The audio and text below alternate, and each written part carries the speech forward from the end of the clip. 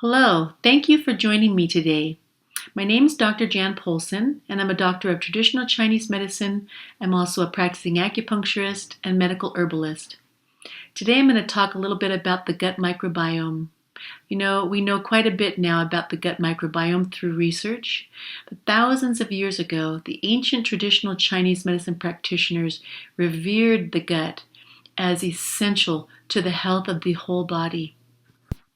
They understood there to be an interconnectedness between the gut and the other systems of the body, somewhat like a hub of a wheel with spokes spoking out in all directions, touching the rest of the system. How they understood this, we don't know. Were they inspired? We'll never know. But they did understand this interconnectedness that we now, through painstaking research, are beginning to understand more fully. So I'm going to be talking a lot about the gut microbiome. What is it? What does it do for us? And how can it become out of balance? I'm also going to talk a little bit about the gut-brain axis, which is a fascinating and very complex interconnectedness between the brain and the gut. So first, what is the microbiome? So the microbiome is a compilation of all the genetic material that makes up this complex community of microorganisms that live in and on our bodies. There's an estimated 10 times more microorganisms that live in and on our body than there are actual cells that make up our bodies. That is, I think I heard 10 trillion cells in our body to 100 trillion microbes. Wow, that's a lot of microorganisms. So we really are more microbial than we ever thought we were. When we talk about the microbiome, we're mainly talking about the colonies that live within our intestines and on the surface and in our skin. So the microbiome is this rich and diverse community of microbes. These microbes include bacteria, fungi, viruses, and other not as well studied or even named microbes. Bacteria have so far been the focus of most of the research, so we understand quite a bit more about the bacteria than we do the other organisms. We understand what the bacteria does for us as part of the microbiome. We actually have an estimated 1,000 to 1,500 different species of microorganisms that live within us, and only about 160 are actually bacterial. So this means, of course, that there's still so much that we don't know about the functional potential of this really complicated system within us. So the microbiome is now being considered by scientists to be an additional organ system, actually, an ecosystem per se, functioning not only as digestive barrier assistance, but also contributing to the function of every other organ system as well. Kind of like the ancient Chinese traditional practitioners understood all those thousands of years ago. So the microorganisms that live within and on the surface of our skin help our skin to provide a barrier to infection from the outside, as well as helping the health and the pH of our skin.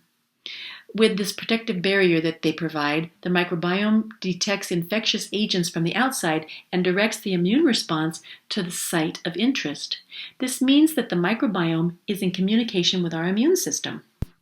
This immune system microbiome connection is pervasive throughout our system and works to keep a relative balance throughout. In this way, there are a number of connections that formulate a system-wide surveillance for our protection. This community is connected to our gut microbiome through a vast interconnected network of communication feedback. So these microbes have tremendous potential to impact how our body works in both health and in disease. So let's talk a little bit more about the microbiome of the gut. The gut microbiome is different within each person. This is due to environmental, lifestyle, and genetic differences. So no two people have identical microbiome makeups, not even identical twins. However, there are also a lot of similarities. We know a healthy gut microbiome has a rich diversity of microbes living within the gut. This rich diversity controls the gut health by communicating with the intestinal mucosal cells, also by digesting certain foods, synthesizing vitamins and neurotransmitters, absorbing minerals. Our microbiome produces essential organic acids that provide an energy source for the intestinal wall as well as all the cells of the body. Our microbiome regulates balance within the system, contributing to the growth of new blood vessels, communicating with the nervous system via neurotransmission, and preventing disease-causing bacteria from sticking to the intestinal walls. Our microbiome also metabolizes unwanted toxic substances, mutagens, which are carcinogens, and steroids from our intestines, and they contribute to the elimination of many unwanted chemical processes. The gut microbiome is directly associated with the immune system. There are cells within the gut mucosa that initiate the immune response. They also help to regulate the mucosal barrier. This means that they hold the tissue tightly bound so as not to allow undigested food particles and pathogenic organisms into the interior where infection could occur. Our microbiome are also responsible for antibody, especially IgA, formation within the small intestine to control the bacterial community there. So there are components within the cell wall of the gut bacteria that are alerted to pathogenic presence or the presence of the bad guy. These components play an important role in gut immunity. These gut players are necessary for the initial policing of the gut contents. Whereas there's also immune messengers hanging around in the lymphatic tissue. The lymphatic tissue is an immune system that's interspersed throughout the gut, just waiting to be stimulated into action. So we have immune system tissue within our gut. These bacterial gut players show the picture of the bad guy to the messenger within the immune system, wherein the messenger takes the message to the necessary level of the immune system to initiate the immune response. Fascinating, all these processes that our gut microbes do. There are a myriad more contributions to list, and the list just continues to grow with ongoing research. So I like research. It's something very tangible. So let's talk a little bit about the research that's been done. There's been some research done in elderly populations that show a definite correlation between a healthy diet with a greater diversity of gut microbes, which is what we want, within the gut to a greater overall health. Well, that's wonderful. There's research that shows us the balance of neurotransmission between the gut and the brain. There are neurotransmitters that are created within the gut by the bacterial microbe balance and also the same neurotransmitters that are created within the brain. That's really interesting since traditional Chinese medicine has long referred to the gut as our little brain. So these neurotransmitters regulate the metabolic process, which in turn regulate other physiological changes within our body. These then are chemical messengers whose job it is to regulate our physiology. There's also some interesting research on how regular exercise contributes to a healthy gut microbiome. Regular exercise during youth contributes to healthy, diverse, and adaptable gut biome. This is important in the maturing person because there will be times when the microbiome must adapt to changing lifestyle situations. It makes a good point for us to get our kids out moving and exercising. There's studies that show that intense exercise with food restriction actually appears to lead to a decrease in gut diversity, and so as to a decrease in optional function. Whereas when we have interval training with a healthy diet, there appears to be a stable and diverse gut microbiome. So again, energy and exercise and good food go together to create a healthier microbiome and a healthier body. Still, there's other research that points to stress and its ability to undo the healthy diversity of the gut. The process of stress response physiologically involves the brain-gut axis, and I'll discuss that in just a few minutes. Within this complex response system, there are chemical messengers whose sheer appearance upon the scene induce intestinal barrier dysregulation. This means that the mucosal barrier within the intestine, that inner intestinal wall, becomes weaker and more permeable. This isn't good because it allows some of the contents of the intestines to leak out of the intestines, causing an immune response. There's a strong correlation between separation-induced anxiety and a decrease in lactobacillus bacteria, Well, lactobacillus bacteria is one of our core bacteria groups. We have a specific number of core bacteria groups that appear to colonize pretty much everybody, and then we have others that are random in people. So lactobacillus is a core bacteria that's extremely important for all of us to have, and its elimination or its detraction tells us that there's a real problem with the gut microbiome. Wow, this evidence includes linking stress to both reduced barrier function and microbial imbalance. Stress is not a good thing for us, as we know. So while other research still leads us to realize just how healthy we would be if we ate a regular diet of whole and nutritious foods, a majority of studies noted that protein consumption positively correlates with overall microbial diversity. This is a very good thing. For example, the consumption of whey and pea protein has been reported to increase good gut bacteria, while whey also decreases the pathogenic or bad bacteria. Pea protein has also been observed to increase intestinal small-chain fatty acid levels. These are good. These are considered anti-inflammatory and important for the maintenance of the intestinal lining barrier. So eating a diet high in fiber creates not only barrier promotion and anti-inflammatory effects, but it also creates the necessary elements to ward off unwanted potential cancer-causing agents within the large intestine. That's great. There's been, to my knowledge, only one research article from the NIH looking at the vibrational frequency of food. We now understand that everything in the natural world vibrates at a specific frequency, food included. It makes sense that when we're told to eat the colors of the rainbow to achieve good health through nutrition, that we are eating color. Color has a specific vibration. Our brains interpret our surroundings either by sight, sound, taste, smell, or touch. These are interpreted in the brain as vibrations. That our food has specific vibrational frequency is a subject of future investigation.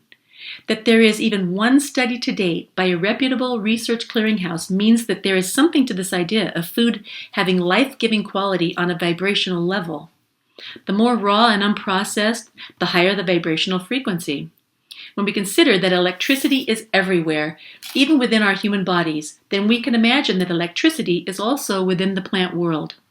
This makes sense because there are constituents like sodium, calcium, and potassium within these plants. These ionic salts conduct electrical current. Our cells' membranes transport ionic salts through the membranes and out again. This is done through electrical charges within the cellular membrane. Our nervous system also conducts its communication through electrical exchange. With this knowledge, we know that the system not only communicates through chemical channels, but additionally uses electrical impulse to communicate as well. So healthy foods are paramount to good gut health. Processed foods leave nothing for the gut to assimilate. Very little fiber, very poor nutrient content, probably very little ionic potential. So this then is why we do not eat heavily processed foods to attain robust health. We need to avoid these foods if the goal is good health. So we've learned that stress, diet, and lack of regular exercise appear throughout the most recent research to be the most influential detractors of the gut microbiome and its diversity. When we think about all the ways in which stress affects the body's ability to relax, we can understand how the nervous system plays an important role in gut health, and how the emotional system speaks to the gut. Lifelong stress, by way of trauma in early childhood, to intermittent stress throughout our workday, studies show make a difference in the outcome of the gut microbiome. To heal the microbiome, we must heal the mind. To heal the mind, we must heal the microbiome. The two are interconnected. We can also understand how food choices relate to the healthy gut. We can appreciate their either poor contribution to nutrition or their excellent contribution to nutrition. The choice here is really relatively easy one compared to stress and its pervasive intrusion into our everyday lives. We can more easily make the right choice when it comes to food. All we have to do is know the facts and then make the choice of what to put into our mouths. This choice is the gateway to better gut health through nutrition, which leads to improvement in the overall health of our system. We've also learned that lack of exercise can contribute to slower transit time in the gut and obesity, which shows a decrease in gut microbe diversity. Regular exercise improves the development of the brain, improving cognitive health, and improves the rich diversity of the gut microbiome. Together, a healthy diet and regular exercise improves the gut microbiome while also improving numerous measurable health parameters, including decreases in blood sugar levels, improved cardiac output, and improved immune response. These are just some of the positive effects that diet and lifestyle can have on the gut microbiome and health in general. So we're going to talk a little bit now about the gut-brain axis. So the gut-brain axis is a complex pathway where the gut and the brain speak to each other and exchange information. One of the pathways that the gut and the brain use to communicate through is the autonomic nervous system. So the autonomic nervous system is part of our central nervous system. The autonomic nervous system has three parts. One is the parasympathetic nervous system, which determines our ability to rest, digest, and repair ourselves on many levels. Another is the sympathetic nervous system, which is in charge of the fight or flight response. This response shuttles the energy out of the interior digestive system and prepares us to run for life or fight a battle. So when this happens, there's little life-giving energy for the digestive processes. Wouldn't you think it's strange if your body said, hey, wait just a minute, I have to digest this meal first? No, it just doesn't work that way. When you have a fight or flight response in charge, you do not get to rest and digest, but only to fight and win or run away and survive the attack. You cannot do both at the same time, just like you cannot be rest and repair and fight or flight at the same time. It's either one or the other, like a switch. And sometimes we can make the choice to turn it off. The third autonomic nervous system piece is the enteric nervous system. This enteric nervous system lies within the gut from the esophagus to the anus. This system consists of two branches. One lies within the muscles controlling movement or peristalsis of the gut, and the other branches off into the mucosa or the tissue lining, the inside of the intestinal tract. Scientists say that this second part tastes the contents of the intestines. This tasting, per se, creates feedback to the central nervous system and to the immune system. The gut also responds to the information active within our brains. This bidirectional pathway delivers messages through the autonomic nervous system back and forth between the gut. This pathway is called the hypothalamic pituitary adrenal axis, or the HPA axis. This axis is bidirectional, meaning that information shuttles back and forth between the gut and the brain, with the adrenal glands playing a role as well. So first, the adrenal glands are our fight or flight commanders. These small glands that sit atop either of the kidneys pump out hormones to regulate our metabolism, regulate our immune system, regulate our blood pressure, and response to stressors and emergency situations.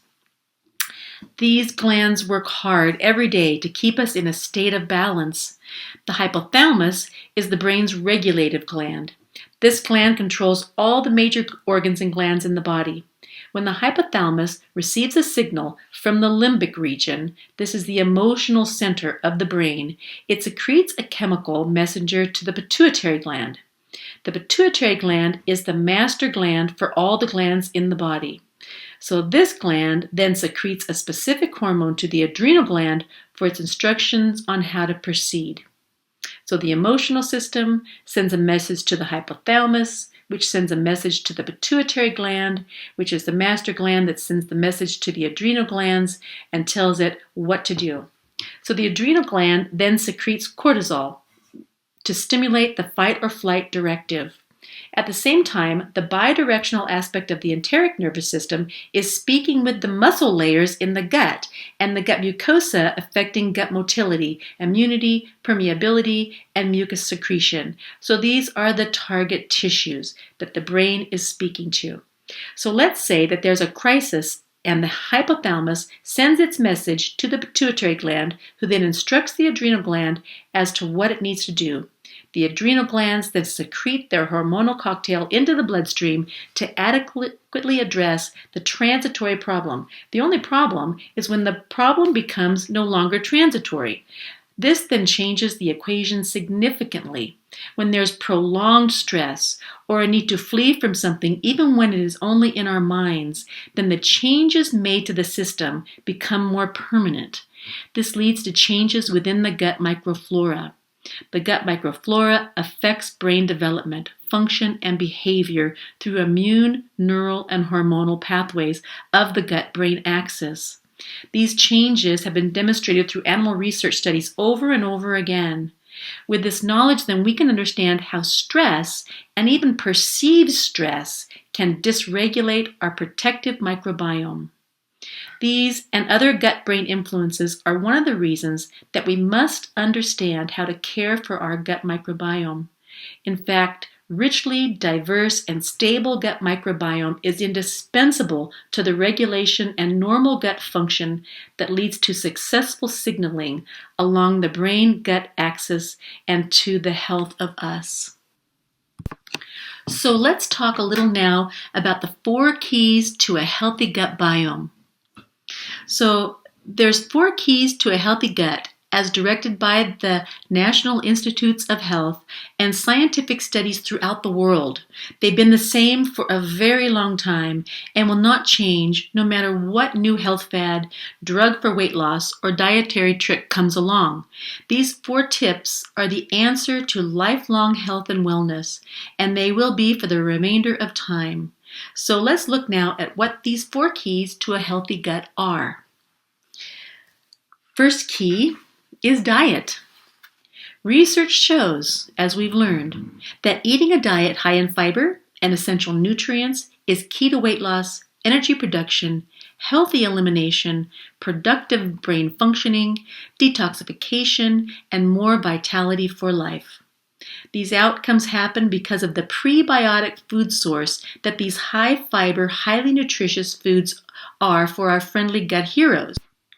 We need to eat these prebiotic foods because we need to feed our friends in there. We have evolved together in a communal way for a very long time, and if we can't survive on highly processed, nutrition-stripped proxy foods, then neither can they. When we kill off our good guys, then we decline as well. These are the facts about diet and a healthy gut microbiome. What we've learned then as the second key to a healthy gut biome is exercise.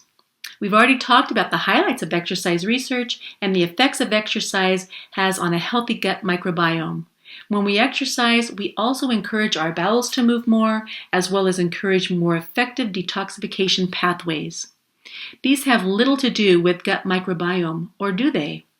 So research tells us that they do, as we learned that regular exercise, in addition to a healthy diet, encourages the blooming of more stable and diverse gut microbiome.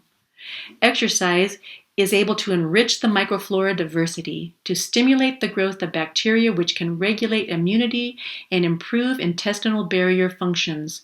Therefore, the exercise can be used as a treatment to maintain the balance of the microflora or to rebalance its imbalance, especially when combined with a healthy diet. We've learned also that the third key is rest. So when we rest, we activate our parasympathetic nervous system pathway. This means that we become more relaxed and able to enjoy those hormones that complete our stress response and put us back into the driver's seat.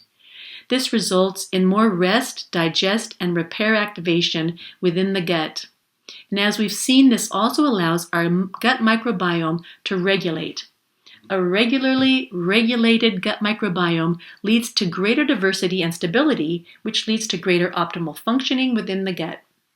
This leads to greater health. So rest does not necessarily mean that you need to lay down and take a nap.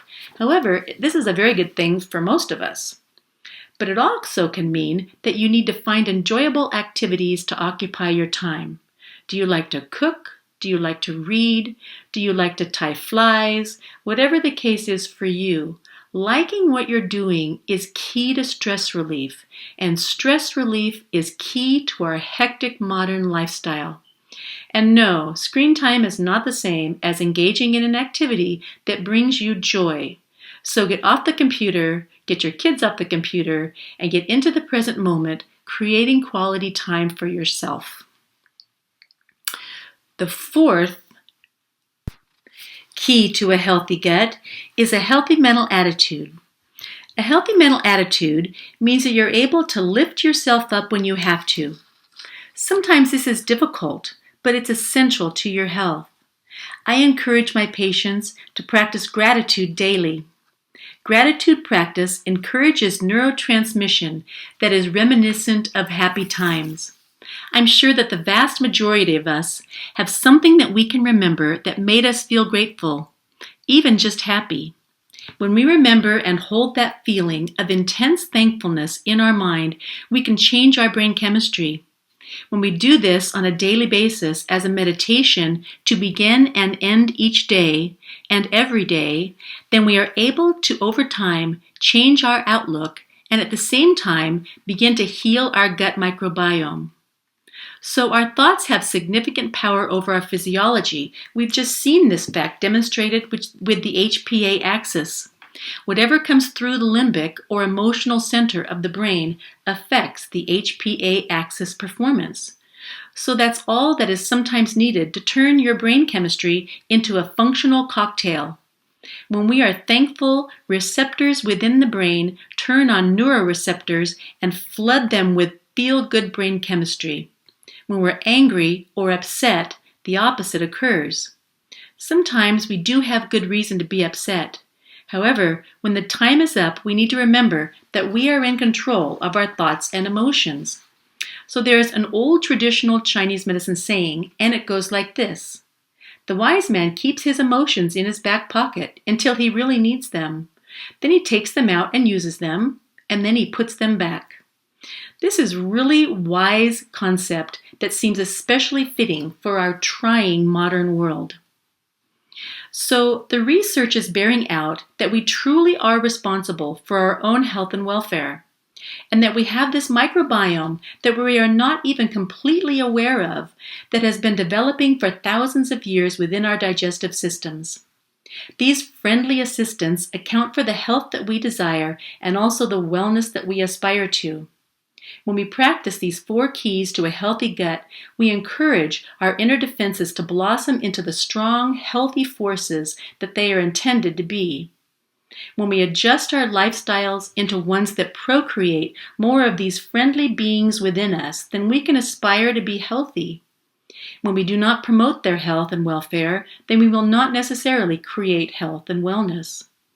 When we have our own best interest at heart, then we will achieve greater health and wellness by attempting to practice those lifestyle choices that deliver the best outcome for our friendly gut microbiome health.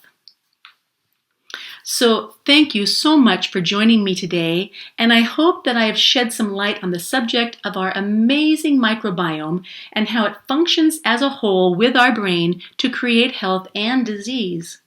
I hope we all choose health, and now we know how to go about achieving it. Thank you so much.